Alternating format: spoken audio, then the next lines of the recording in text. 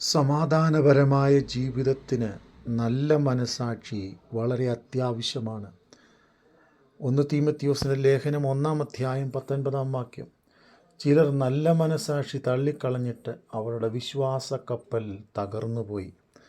അതെ, നല്ല മനസ്സാക്ഷി വളരെ ആവശ്യമാണ്. എന്നാൽ പലപ്പോഴും അതില്ലാതെ ജീവിക്കുന്ന അനേക മനുഷ്യരെ നമുക്ക് കാണുവാൻ കഴിയും. എന്നാൽ അവർ ജീവിതത്തിൽ ആടി ഉലയുകയും അവരുടെ വിശ്വാസക്കപ്പൽ തകർന്നു പോവുകയും ചെയ്യും.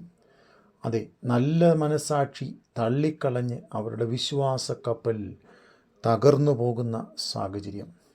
അതെ, നാം ജീവിക്കുന്ന കാലയളവ് വിശ്വസ്തരായി വിശ്വാസം നിലനിർത്തി ക്രിസ്തീയ ഭക്തിയിലും ദൈവിക ആലോചനയിലും ജീവിക്കുക എന്നതിന് വലിയ പ്രാധാന്യം കൽപ്പിക്കുന്നു.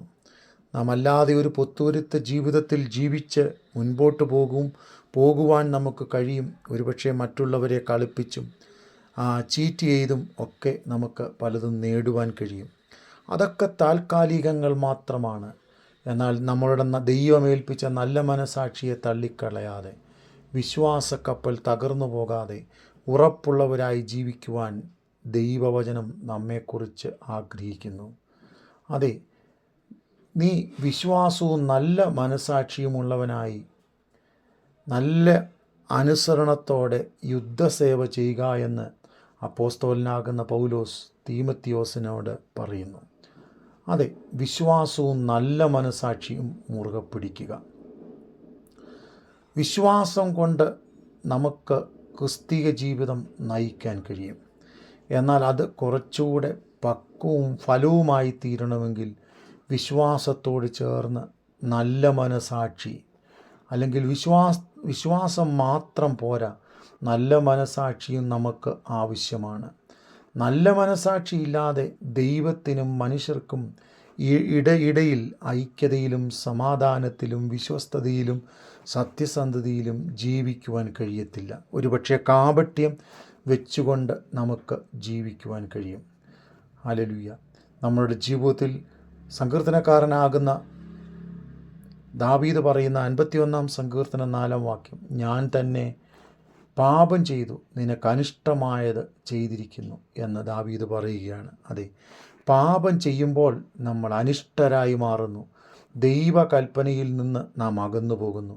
പിന്നെയും എബ്രായ ലേഖനം 9-ാം അധ്യായം 14-ാം വാക്യം പറയുമ്പോൾ, ദൈവത്തിന് തന്നെത്താൻ നിഷ്കളങ്കനായി അർപ്പിച്ച ക്രിസ്തുവിൻ്റെ രക്തം ജീവനുള്ള ദൈവത്തെ ആരാധിപ്പാൻ നിങ്ങളുടെ മനസാക്ഷിയിലെ നിർജീവ പ്രവൃത്തികളെ പോക്കി എത്രയധികം ശുദ്ധീകരിക്കും. അതെ, മനസാക്ഷിയിൽ കടന്നു വരുന്ന ഒത്തിരി നിർജീവ പ്രവൃത്തികളുണ്ട്.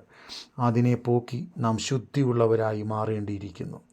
1 തീമോഥെയോസ് 4:1, അവൻ സ്വന്തം മനസാക്ഷി ചൂടുവെച്ചവരായി ഭോഷ്ക് പറയുന്നവരായി ആയിരിക്കും. അവർ സ്വന്തം മനസാക്ഷിയിൽ ചൂടുപിടിച്ച് ഭോഷ്ക് പറയുന്നവരായിട്ടായിരിക്കും. എന്നാൽ സദൃശ്യവാക്യം 28:13 പറയുന്നു, തൻ്റെ ലംഘനങ്ങളെ മറച്ചു വയ്ക്കുന്നവന് ശുഭം വരികയില്ല, ഏറ്റുപറഞ്ഞുപേക്ഷിക്കുന്നവന് കരുണ ലഭിക്കും. അതെ, നല്ല മനസാക്ഷി തള്ളിക്കളയാതെ ദൈവസന്നിധിയിൽ ലംഘനങ്ങളെ ഏറ്റുപറഞ്ഞ് ഉപേക്ഷിച്ച് ദൈവസന്നിധിയിൽ കരുണ പ്രാപിപ്പാൻ തക്കവണ്ണം നമുക്ക് ദൈവസന്നിധിയിലായിരിക്കാം.